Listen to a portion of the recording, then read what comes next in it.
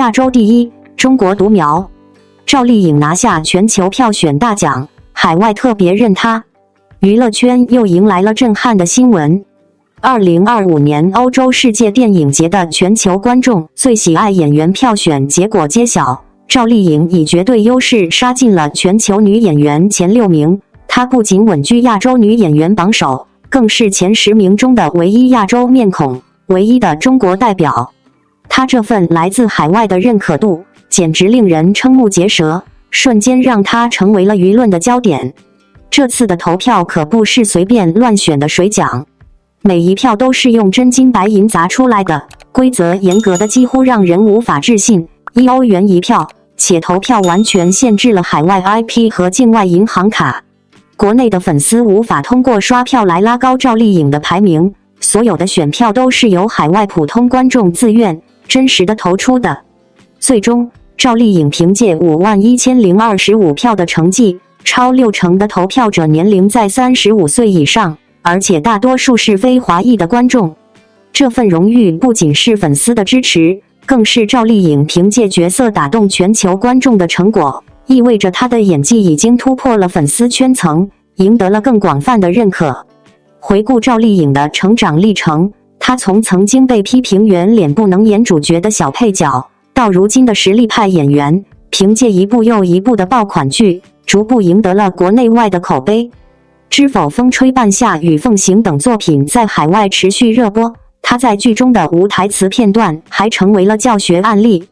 那种温柔中蕴含力量的东方女性形象，不仅打动了无数国内观众，也深深触动了海外观众的审美。这种文化输出，才是中国演员真正走向世界的标杆。相比于众多业内奖项，这种由全球观众用选票选出来的荣誉，显得更加有分量。它真实反映了赵丽颖在国际上的影响力，以及她在路人心中的口碑。没有任何炒作，没有资本的加持，赵丽颖完全凭借自身的演技和对角色深刻的理解走到了今天。她的成功，既是对华语女演员的荣耀，也是对她个人不断努力的最好回馈。为她的这份坚持与奋斗，值得我们每一个人为她鼓掌。很多时候，一个演员真正被世界看到，并不是因为一次热搜或者一次营销，而是因为那些在镜头前沉淀下来的角色与情绪。赵丽颖这些年的成长，其实正好印证了这一点。从早期被质疑圆脸不适合当女主，到如今成为华语影视剧中最具代表性的实力派女演员之一，她走过的每一步都显得格外扎实。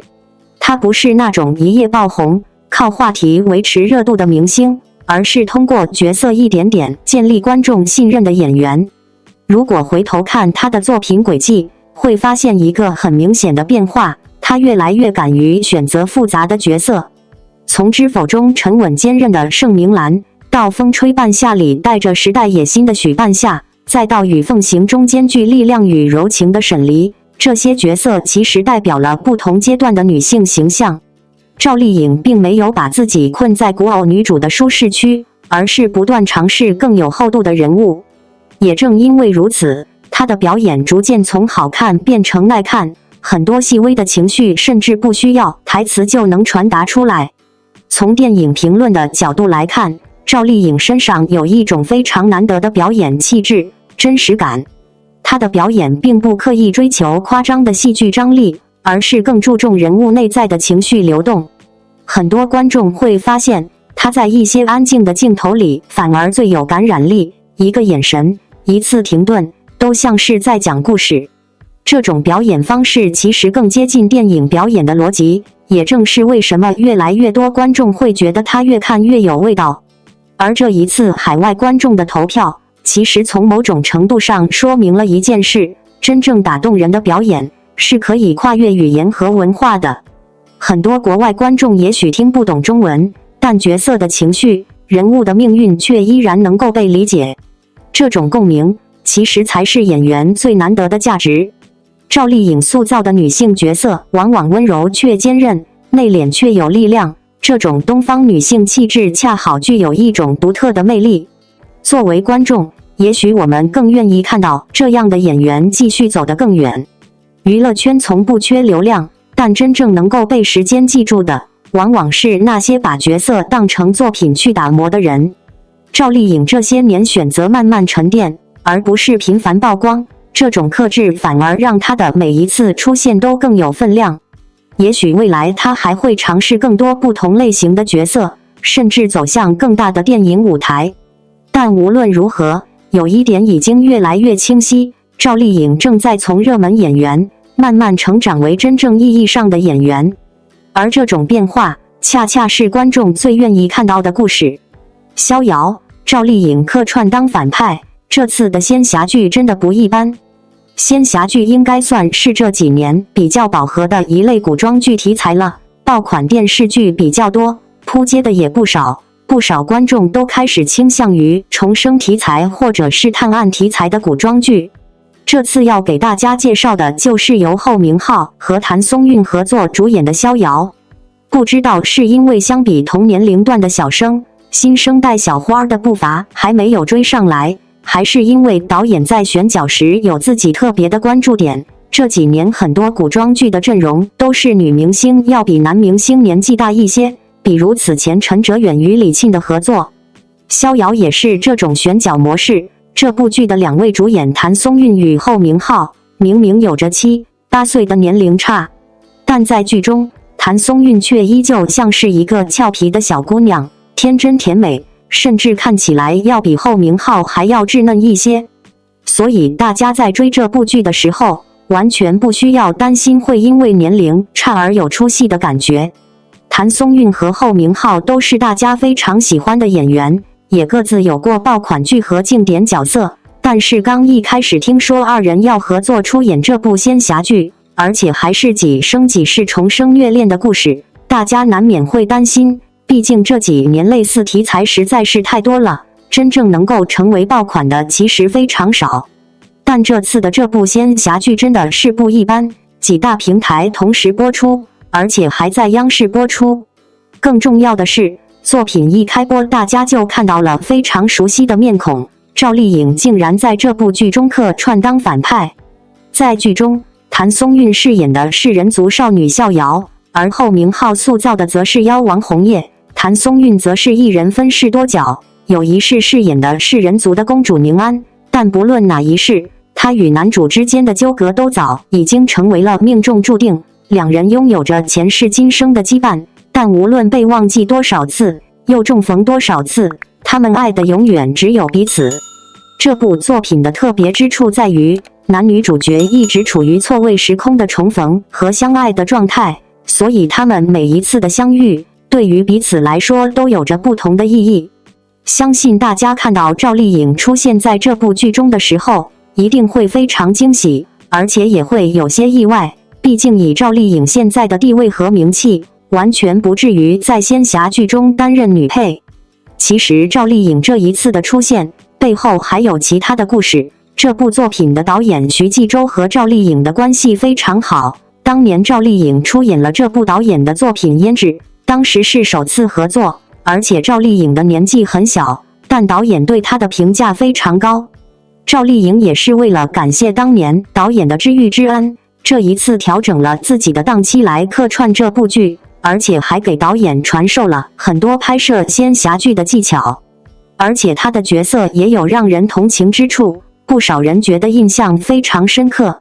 不得不说，这部作品的背后有这么多暖心的故事，还有这么强大的阵容，相信后面的剧情一定会更加精彩的。很多观众在看到《逍遥》这部剧的时候，最初的反应其实是有些犹豫的。毕竟这些年仙侠题材已经拍得太多了，从三生三世到各种轮回虐恋，观众对类似的故事结构已经非常熟悉，甚至可以说有一点审美疲劳。但真正点开这部剧之后，才发现逍遥似乎在熟悉的框架之下，又试图讲出一种不太一样的情感味道。谭松韵和侯明昊的组合，一开始也让不少人觉得有些意外。两个人年龄差并不小，可是谭松韵身上那种天然的少女感，却让这种差距几乎消失。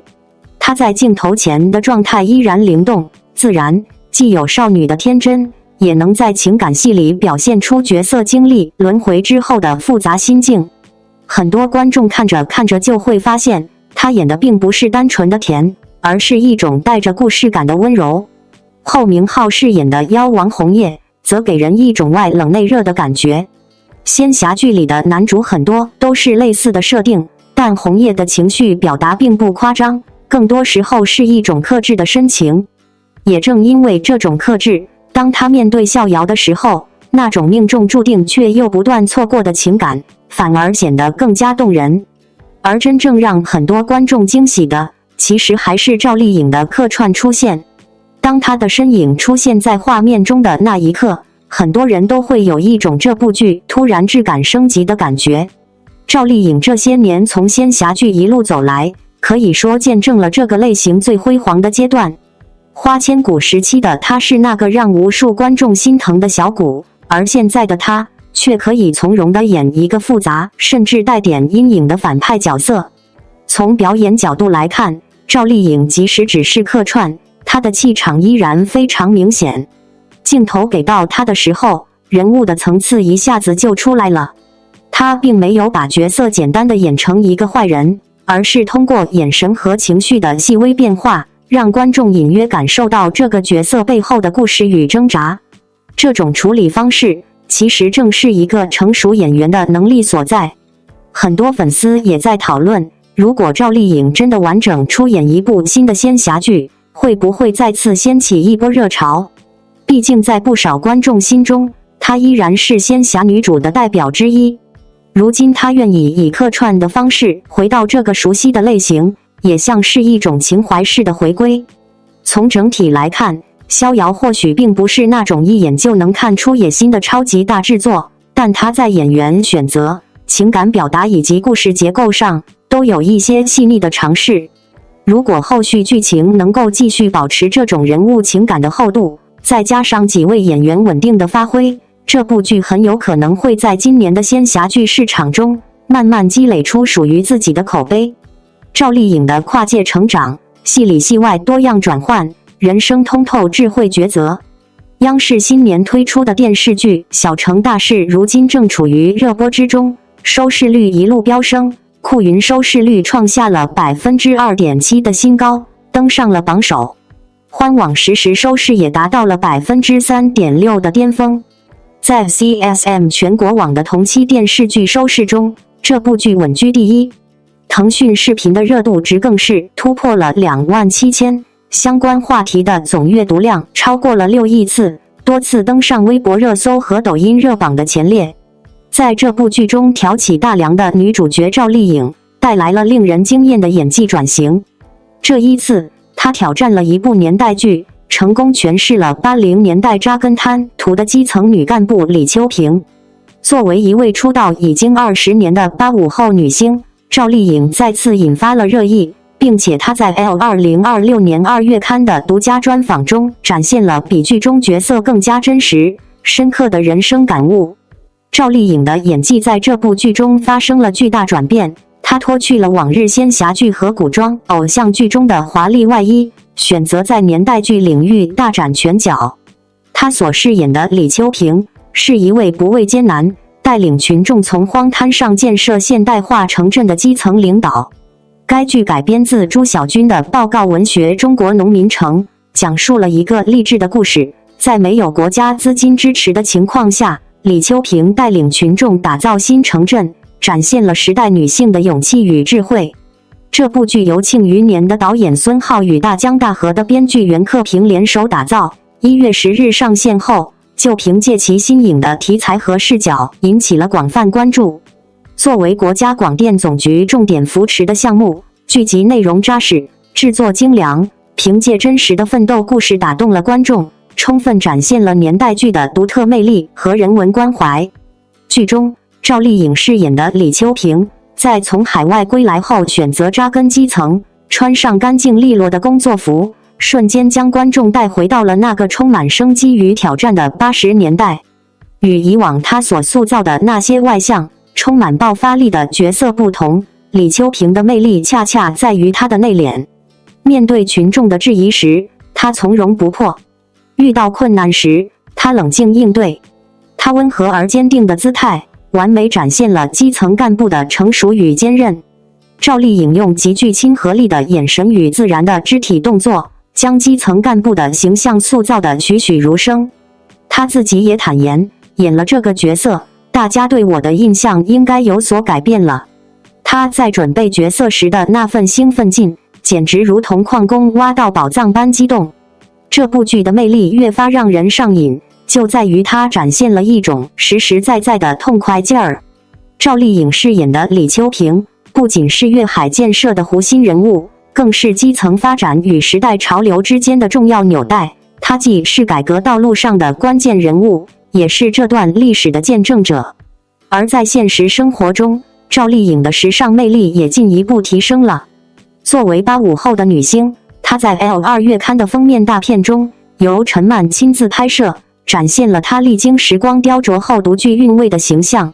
在两组风格迥异的造型对比下，她的时尚感更加鲜明。Carven 的白裙子飘逸如风，带着复古的气息，而 Ella 的黑裙则干练十足，展现了她紧实的手臂和明显的马甲线。这一形象被网友称为自律界的顶级勋章，搭配浪琴手表，优雅与活力相得益彰。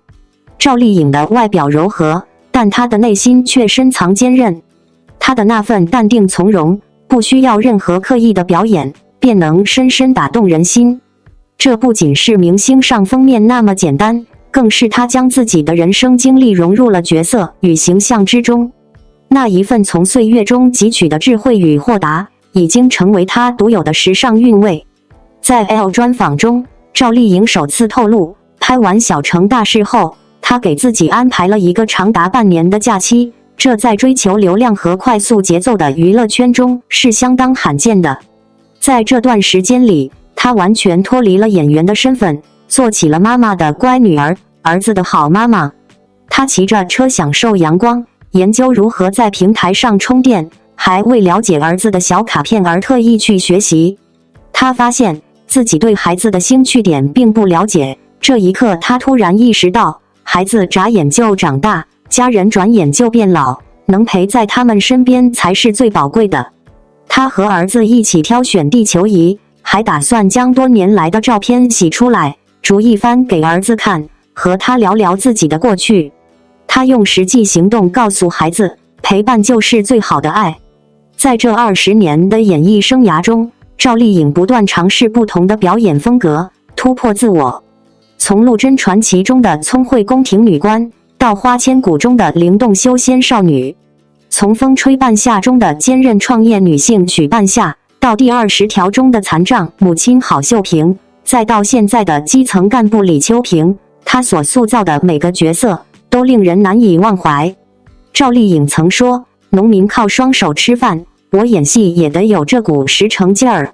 正是这份敬畏之心，让她在休息时悄悄积蓄力量。她把休息期称为回肠返休，深知不真真切切过日子，怎能把角色演得有血有肉？正因为敢于直面自己的不足，才能把生活中的烟火气息注入到表演中，展现出她作为演员的精气神。新的一年，赵丽颖希望每个人都能像千里马遇到伯乐一样，找到属于自己的机遇。而她自己通过一个个角色的塑造，逐渐摆脱了外界的固有印象，用生活的经历丰富了内心，成为了那匹能够在不同赛道上飞驰的千里马。如果说《小城大事》这部剧真正让人惊喜的地方在哪里，那大概就是赵丽颖身上那种悄然发生的变化。很多观众最初认识她，是从《花千骨》那种灵动，带着一点倔强与天真的少女形象开始的。后来又在《风吹半夏》中看见一个敢拼敢闯，带着时代野心的女性创业者。而这一次，在《小城大事》中，她却收起了所有锋芒，把情绪沉进人物的骨血里，演出了一个真正扎根土的、扎根时代的基层干部李秋平。这种转变其实非常难得。年代剧最考验演员的，从来不是情绪的爆发，而是细节里的真实感。李秋平不是传奇英雄，她只是一个在时代浪潮中努力前行的普通女性。面对群众的怀疑，她需要耐心解释。面对资源匮乏的现实，他需要冷静判断；面对未来的不确定，他也会有犹豫和压力。赵丽颖在表演时几乎没有刻意去放大这些情绪，而是通过眼神的停顿、语气的变化，以及一些非常生活化的小动作，把人物的内心一点点铺展开来。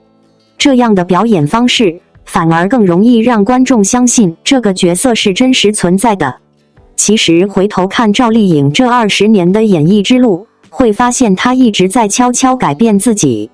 从早期被贴上古偶女主的标签，到后来不断挑战现实题材，她并没有急着证明什么，而是一步一步让角色说话。风吹半夏的许半夏，第20条里的郝秀萍，再到如今的李秋萍，每一个角色都在拓宽她作为演员的边界。也正因为如此，观众才会慢慢意识到，她的表演并不是依赖某一种固定类型，而是可以随着角色和时代不断生长。更有意思的是，赵丽颖身上一直有一种非常接地气的气质。她不是那种距离感很强的明星，反而更像是从生活里走出来的人。或许正因为如此，当她在剧中穿着简单的工作服，站在海风吹拂的滩涂上时，那种朴素的真实感会显得格外动人。观众看到的不只是一个演员在表演，而是一个女性在时代洪流中努力寻找方向。而在戏外，她在 L 采访里谈到给自己放半年的假期，其实也让人感到一种难得的清醒。在流量更新极快的娱乐圈里，很多演员都在不停奔跑，生怕一停下来就被遗忘。但赵丽颖却选择暂时离开聚光灯，回到生活本身，去做女儿，做母亲，去重新感受时间和家庭的意义。这种选择或许并不轰轰烈烈，却恰恰说明了她对人生节奏的理解已经变得更加从容。也许正是这种从生活中汲取力量的方式，让她在表演时拥有一种别样的厚度。因为真正动人的角色，从来不是技巧堆砌出来的，而是演员对生活的理解慢慢沉淀后的结果。赵丽颖这些年经历的成长、转变和沉淀，似乎都一点点融进了角色里。所以，当我们再回头看《小城大事》里的李秋萍时，会发现那不仅仅是一个年代剧人物，更像是一种关于时间的隐喻。一个演员在不断变化的行业中，找到属于自己的位置，也在不同的人生阶段里，学会与世界更温柔的相处。或许这就是赵丽颖这些年最迷人的地方，她没有刻意去证明自己，却在一次次角色里，让人看见她越来越坚定，也越来越自由的模样。现实题材3部曲收获颇丰，赵丽颖成功完成转型，她这速度好快。随着新剧《小城大事》在央视与鹅厂的大力推广下，再次收获了令人瞩目的成绩。赵丽颖的现实题材3部曲可谓是丰硕的成果。这几部作品不仅让她成功从颜值流量演员转型为演技派，还让她在圈内外重新获得了深刻的认可与尊重。让我们来细细回顾一下赵丽颖的这3部现实题材作品所取得的成绩。首先是《幸福到万家》，这部剧由郑晓龙执导，赵丽颖与罗晋等人联袂出演。虽然它是一部农村题材剧，但却凭借着引人入胜的剧情和鲜明的角色个性，成功吸引了大量观众的关注。一经播出，它便得到了广泛的喜爱，最终在收视率和热度上均取得了可喜的成绩。豆瓣评分至今保持在 7.1 的高分，足见其受欢迎程度。接下来是《风吹半夏》，这部年代励志剧不仅剧本精彩，女主许半夏的传奇一生充满热血与励志，更因赵丽颖与欧豪等演员的出色表现，迅速掀起了一阵追剧狂潮。该剧播出后口碑大爆，豆瓣评分高达 8.2， 完全可以称得上是爆款剧。无论从剧情的深度还是演员的表现来看，它都不负年度大剧的称号。最后，我们来看看刚刚完结的《小城大事》。这部改编自真实事件的年代剧，不仅剧情紧凑，制作精良，赵丽颖与黄晓明等主演也为剧集增色不少。剧集从开播伊始便牢牢占据了各大榜单的前列，讨论度与话题度不断飙升，最终豆瓣评分也稳定在 7.1 分。尽管其成绩不如风吹半夏那样耀眼，但作为一部反映现实的剧集，小城大事无疑为赵丽颖的演技之路增添了不少分数。而随着这些作品成绩的出色，赵丽颖自然也在事业上收获颇丰。在《幸福到万家》中，她突破了自己过去精致荧幕形象的局限，展现了她作为演员的无限潜力，并且向业界明确传递了自己转型的决心，成为她演艺生涯中的重要转折点。而在《风吹半夏》中，她通过演绎一个充满热血与梦想的角色，再次向观众和评审证明了她在演技上的飞跃，不仅凭此角色获得了飞天奖与金鹰奖2座视后奖杯，也在85花中脱颖而出，成为演技实力派的代表。小城大事虽然在收视率和口碑上没有风吹半夏来的那么强势，但赵丽颖在剧中的形象却发生了巨大突破。首次饰演基层干部的她，在表演方式和细节把握上展现了扎实的功底，赢得了不少观众的认可与称赞。尽管该剧的成绩不算最顶尖，但赵丽颖凭借这个角色成功打破了自己以往的框架，并且再次证明了自己的演技。回顾《幸福到万家》、《风吹半夏》和《小城大事》这3部作品，可以说赵丽颖跳出了自己的舒适区，逐渐成功塑造了一个又一个令人惊艳的角色，同时在演技上也有了显著的突破。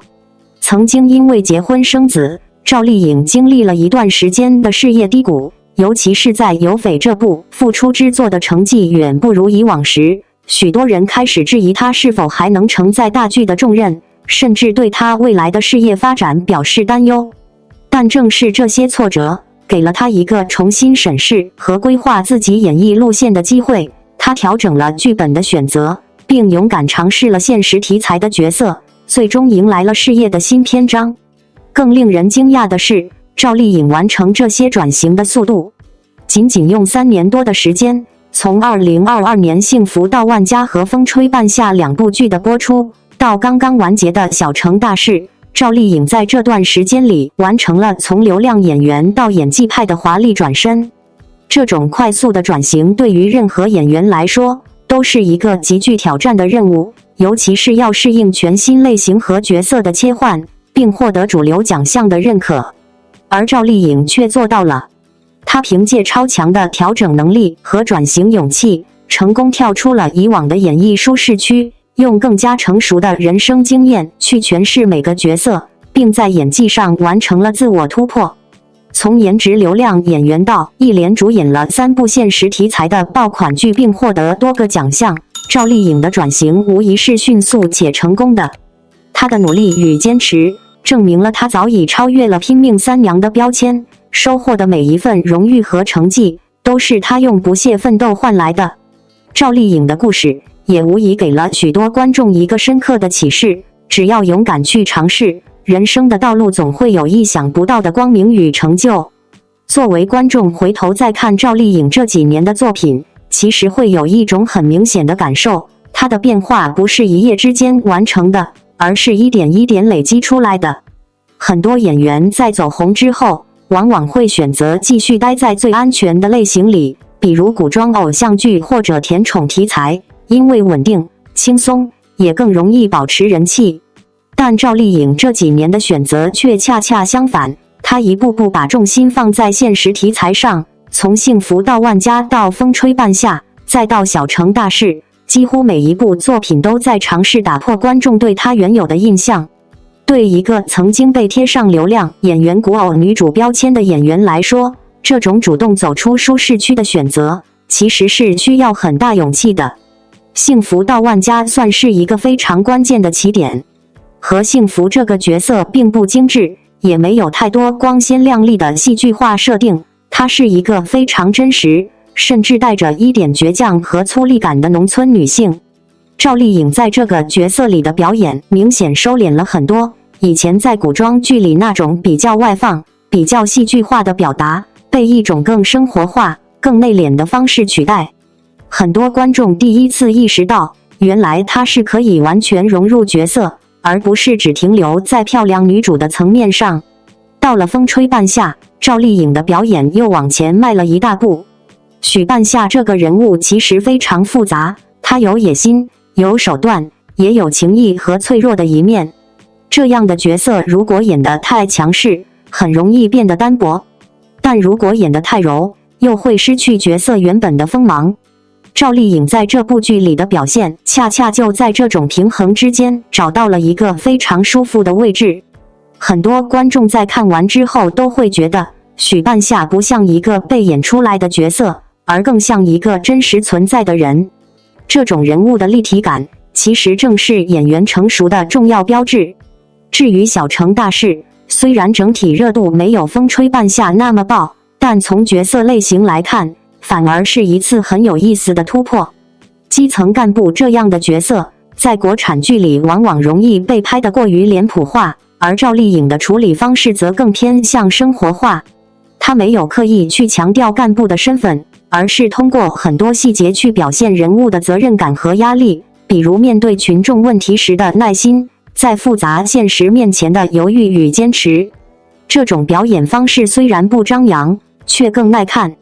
如果把这3部作品放在一起看，会发现赵丽颖的转型其实非常清晰，从普通农村女性，到时代浪潮里的创业者，再到基层治理中的女性干部，每一个角色都带着明显的现实质感。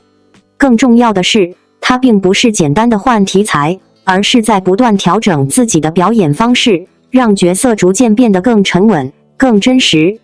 在当下的内娱环境里，很多演员都在谈转型，但真正能够用作品完成转型的人其实并不多。而赵丽颖用短短几年时间，就通过3部风格不同却同样扎实的现实题材作品，让观众重新认识了她。这种转变不仅是角色类型的变化，更是一种演员气质的成熟。或许正因为如此，现在再提到赵丽颖，很多人已经不会只想到当年的古装女主，而是会想到一个愿意挑战角色，不断突破自己的演员。从某种意义上说，这或许才是一个演员真正走向长线发展的开始。你们怎么看赵丽颖的转型与成长呢？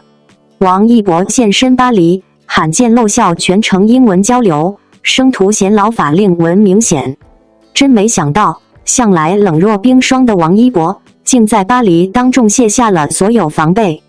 前段时间还在微博之夜全程冷脸、不苟言笑的他，如今现身巴黎时装周，不仅罕见展露笑容，还全程用英文从容交流。只是生图流出后，却让不少人直呼不敢认。熟悉王一博的人都知道，他向来不爱笑，不管是走红毯还是参加各类活动，大多时候都是一脸严肃，眼神清冷，自带一种生人勿近的气场。就说前段时间的微博之夜，那场星光熠熠的盛典上，各路明星都在尽力展现亲和力，唯有王一博依旧保持着自己的风格。当时他穿了一身剪裁利落的深色奢侈品牌西装，版型挺拔，衬得他身形愈发高挑。五官依旧精致立体，眉眼间没有丝毫多余的表情，走红毯时步伐沉稳，不刻意摆姿势，也不与身边人过多寒暄。合影时也只是微微颔首，全程没露出过一次笑容。那会儿网友还调侃，王一博是把高冷刻进了骨子里，就算身处热闹的盛典，也始终保持着自己的节奏，不迎合，不敷衍。毕竟这么多年，他一直都是这样，不管是舞台上还是私下里，话少、冷脸似乎成了他的标签。也正是这份独特的气质，圈了不少粉丝。可谁能想到，就是这样一个不爱笑的人，一到巴黎时装周，就彻底变了个模样。这次他受邀出席巴黎时装周，作为多个奢侈品牌的代言人，待遇直接拉满，不仅坐在秀场头排，还受到了外媒的疯狂追捧。甚至有外国摄影师为了吸引他的注意，呼喊他的名字时激动到破音。不同于微博之夜的严肃穿搭，这次王一博的造型多了几分随性与松弛。他穿了一件宝蓝色的外套，内搭军绿色连帽卫衣，还叠穿了一件灰白色的中层，3色搭配层次分明，既不失时尚感，又多了几分少年气。一头蓬松的卷发更是弱化了他身上的清冷感，多了几分慵懒。更让人意外的是他的状态，全程没有一丝冷意，反而频频露出笑容。面对外媒的镜头，他不再是一脸严肃，而是会主动退回几步配合拍摄，低头微笑时眉眼弯弯，腼腆又温柔，和平时那个高冷男神判若两人。有现场观众说，他的笑容很有感染力，瞬间让现场的氛围都变得轻松起来。除此之外，这次王一博在巴黎的表现也让人眼前一亮。秀后接受群访时，面对各国媒体的提问，他全程用流利的英文从容回应，语气谦逊又坚定，没有丝毫怯场。要知道，以前王一博在公开场合很少说太多话，更别说全程用英文交流。这次的表现足以看出他的努力和底气，也打破了很多人对他只会耍酷、不善言辞的偏见。不过凡事都有两面性，虽然王一博的笑容和英文表现圈粉无数，但现场流出的生图却引发了不少争议。生图里的他没有了精修图的加持，状态显得有些疲惫，皮肤比平时黑了不少，脸上的法令纹也格外明显，眼袋也有些突出，不笑的时候又恢复了以往的严肃，甚至比平时多了几分沧桑感。有网友评论很扎心，生图和精修图差别也太大了，这法令纹看着确实显老 ，get 不到一点。双引号。还有网友说，能理解艺人行程忙，状态不好很正常，但生图里的状态确实和平时屏幕上的他差距有点大。双引号。也有网友辩解，艺人常年奔波，熬夜赶行程是常态，状态有起伏很正常，没必要过度苛责。其实仔细想想，王一博这些年的压力确实不小。作为顶流艺人，他不仅要兼顾影视、音乐等多个领域，还要经常奔波于各个国家参加活动，常年高强度的工作，难免会让他的状态受到影响。这次去巴黎，既要赶行程、参加秀场活动，还要应对多场采访，休息不好也是情理之中。而且不同于其他艺人，王一博向来不擅长营销自己，也很少刻意维持完美人设，他展现给大家的都是最真实的自己。精修图里的他是光芒万丈的顶流，生图里的他是疲惫但依旧努力的普通人，这种真实其实比刻意营造的完美更难得。从一开始的默默无闻到如今的顶流，从舞台上的青涩到如今的从容自信，他一路走来，靠的从来不是运气，而是日复一日的努力。不管是跳舞、演戏还是唱歌，他都拼尽全力做到最好，就算身处顶流的位置，也始终保持着谦逊低调的态度。这次巴黎之行，他不仅打破了自己的高冷标签，展现了自己温柔从容的一面。在这次巴黎之行中，很多人突然意识到，王一博其实一直在悄悄改变。过去大家对他的印象总停留在高冷不爱说话的标签里，好像他永远都是舞台灯光下那个表情克制、话语不多的男孩。但当他出现在 Paris Fashion Week 的秀场外，人们才发现，原来时间已经在他身上留下了另一种更成熟的痕迹。那不是刻意营造的完美人设，而是一种逐渐沉淀下来的从容。很多现场观众提到，他面对镜头时那种略带腼腆的笑容，其实很有感染力。那一瞬间，他不再只是遥不可及的顶流明星，而像一个真实存在的人。也许正是这种不刻意讨好、不急于表现自己的气质，让他在人群中显得格外特别。娱乐圈从不缺少会说话、会营业的人，但像王一博这样始终保持自我节奏的人，反而越来越少见。从某种意义上来说，王一博的成长轨迹也像是一部缓慢铺陈的电影。早期的他更多是青春与锋芒，而现在他开始有了一点时间赋予的厚度。有人拿生图里的法令纹说事，觉得他显老，但如果换一个角度看，那何尝不是一种真实的痕迹？演员终究不是橱窗里的模型，而是需要不断经历生活、消化压力的人。那些细微的疲惫感，也许正是他长时间高强度工作留下的印记。更有意思的是，这次他在采访中全程用英文交流的表现，让不少人重新认识了他。一直以来，外界总觉得王一博沉默，不善表达，但当他面对国际媒体时，却能从容回答问题，语气平稳而礼貌。这种反差，其实正体现了一种内敛型艺人的成长。他未必会在每一个场合都表现自己，但当真正需要站出来时，他也能够稳稳地接住那个时刻。如果把这次巴黎之行看成一个小小的章节，那么它或许意味着王一博正在进入另一个阶段。曾经那个被贴上酷冷的年轻偶像，正在慢慢向一个更加成熟的公众人物过渡。他不再只是舞台上的舞者，镜头里的演员，也开始成为时尚场合、国际舞台上的中国面孔。也许这就是王一博最有意思的地方，他从来不是那种一下子爆发、要演到极致的人，而更像是一条慢慢延伸的轨迹。有人会因为一张生图而质疑，也有人会因为一个笑容而重新喜欢上他。但不管外界声音如何变化，他似乎始终保持着自己的步伐，一步一步往前走。而对于观众来说，也许真正值得期待的，并不是他在秀场上的造型或者生图里的状态，而是未来某一天，当他再次出现在荧幕上时，会带来怎样新的角色与故事。毕竟对于一个演员来说，所有的光环最终都会褪去，真正留下来的永远还是作品本身。王一博的路还很长，而这场巴黎的微笑也许只是故事中的一个片段而已。王一博，巴黎时装周高光时刻，与 LV 集团高层同框。娱乐圈的时尚盛宴巴黎时装周再次成为大众瞩目的焦点，而顶流艺人王一博无疑是这场盛宴中最耀眼的存在。他不仅以独特的时尚风格和强大的影响力承包了各大热搜，更因与 LV 集团高层同框，引发了网友们的热烈讨论，被赞内于时尚天花板。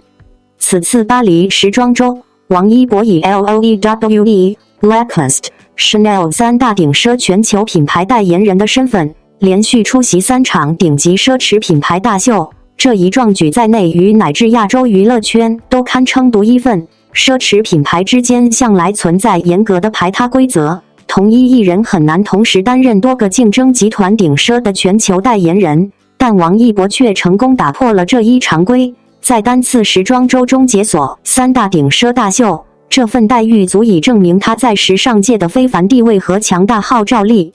在巴黎时装周的秀场上，王一博的每一次亮相都堪称惊艳。他的出发造型和秀场前瞻提前刷屏网络，无论是简约大气的休闲装，还是华丽精致的礼服，他都能轻松驾驭，展现出独特的时尚品味和强大的气场。他的造型不仅高级感满满，更传递出满满的正能量，全程无任何负面争议，成为巴黎时装周期间最受关注的焦点，承包了双平台的热搜，让无数网友为之惊叹。而王一博与 LV 集团高层的同框，更是将这场时尚盛宴推向了高潮。从现场流出的照片可以看到，王一博与 LV 集团的高层们亲切交流，谈笑风生，气氛十分融洽。这一画面不仅展现了他在时尚界的人脉和资源，更凸显了他作为内娱顶流的影响力和话语权。LV 集团作为全球时尚界的巨头，其高层的认可无疑是对王一博时尚地位的高度肯定，也为他的时尚之路增添了浓墨重彩的一笔。王一博此次在巴黎时装周的出色表现，并非偶然，这背后是他多年来对时尚的敏锐感知和不懈追求。他与 Chanel 携手多年，连续7次受邀看秀，是品牌后老佛爷时代重点力捧的东方艺人，与 LOEWE 深度绑定，不断探索时尚的新边界。正是这些深厚的合作铺垫，让他成为了国际顶奢品牌争相合作的对象。王一博在巴黎时装周的高光时刻，不仅是他个人时尚事业的里程碑，更是内娱时尚走向国际的重要标志。很多时候，人们谈到王一博时，第一反应往往是顶流流量人气偶像，但如果真正去观察他这些年的发展轨迹，会发现他正在慢慢摆脱单一标签，逐渐形成一种属于自己的公众形象。而这次在 Paris Fashion Week 上的高光时刻，其实更像是他多年积累的一次集中爆发。从时尚角度看，王一博身上一直有一种很特别的气质，不刻意迎合，却又非常契合品牌的审美。他在秀场上的状态往往是安静、克制，甚至略带冷感的，但正是这种松弛感，让他的造型显得格外高级。无论是与 LOEWE 的文艺先锋气质，还是 Chanel 的经典优雅，亦或是 Lacoste 偏运动与年轻化的风格，他似乎都能找到一种自然的平衡点。这种适配度并不是简单靠造型团队就能完成的，而是艺人本身气质与品牌文化之间的一种化学反应。如果从更像电影评论的角度来看，王一博的公众形象其实很有角色感。他身上那种不太张扬的气质，反而容易让人联想到电影里那种沉默但有力量的角色。很多演员在时尚活动中会刻意表现，但王一博往往只是安静地坐在那里，偶尔一个眼神或一个动作，就会被镜头捕捉到一种故事感。这也是为什么他的秀场照片常常像电影剧照一样，被网友反复讨论和转发。而这一次他与 LVMH 集团高层同框的画面，其实也不仅仅是明星与品牌高层合影这么简单。在时尚产业里，这种互动往往意味着一种认可，不仅是流量层面的合作，更是品牌对艺人长期价值的判断。对于中国年轻艺人来说，能够在国际时尚体系中拥有这样的存在感，本身就已经是一种突破。当然，真正让很多观众对王一博产生兴趣的，其实还是他那种跨界感。他既是舞台上的表演者，也是影视作品里的演员，同时又是时尚品牌青睐的面孔。这种多维度的发展路径，让他的公众形象有点像一部正在持续更新的长篇电影，每一个阶段都像新的章节。巴黎时装周只是其中的一幕，却是一场相当精彩的镜头。也许正因为如此，当网友们说他是内娱时尚天花板的时候，其实表达的不只是对他穿搭的认可，更是一种对个人气质与国际舞台适配度的肯定。从某种意义上讲，王一博在巴黎的那些瞬间，就像电影里的高光镜头，灯光亮起，镜头定格，而观众也在这一刻记住了这个角色。感谢您观看视频。如果您觉得本时事通讯有用，请不要忘记点赞、评论和订阅。祝您生活愉快，充满活力。再见。